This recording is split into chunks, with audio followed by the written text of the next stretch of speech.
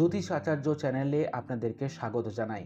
আমাদের ভিডিও ভালো লাগলে অবশ্যই চ্যানেলটিকে সাবস্ক্রাইব করে রাখবেন এবং ভিডিওতে লাইক, শেয়ার এবং কমেন্ট করতে ভুলবেন না। ভালো থাকবেন। শুরু করছি আজকের রাশিফল। বাড়ির ঠিক এই দিকে রাখুন অ্যালোভেরা গাছ, উন্নতি কেউ রুখতে পারবে না। অ্যালোভেরা গাছ আপনার বাড়ির জন্য অনেক উপকারী বিবেচিত হয়। এ গাছের পাতা শুধুমাত্র ঘরের সৌন্দর্য বাড়ায় না, বাড়ির বাস্তুর জন্য এটি শুভ বলে মনে করা হয়।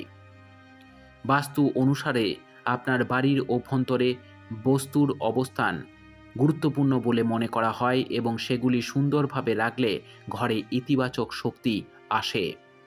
আপনি যদি বাস্তু অনুসারে বাড়িতে কিছু গাছপালা সঠিক জায়গায় রাখেন, তবে সেগুলো সর্বদা আপনার সমৃদ্ধির কারণ হয়ে দাঁড়াবে।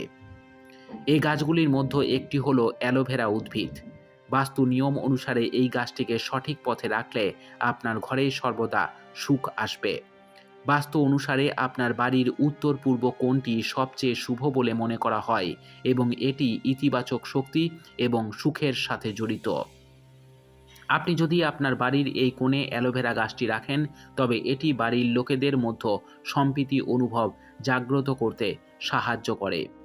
যদি বাড়ির উত্তর পূর্ব কোণে আপনার অ্যালোভেরা গাছ রাখার জন্য উপযুক্ত না হয়, তবে এটি পূর্ব বা উত্তরমুখী জানলার কাছে রাখুন।